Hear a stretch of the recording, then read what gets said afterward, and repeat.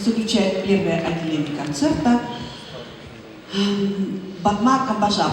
Он у нас ведущий солист нашей оперы, бас. Он тоже родился в Агинских степях. И я просто с удовольствием его хочу вам представить. Он обладатель первой премии конкурса Алхасарана Инхавоина. Итак, Батма Камбажап.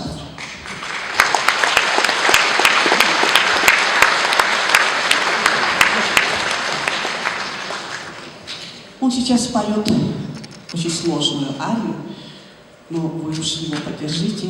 Глинка Ронда Фарлафа.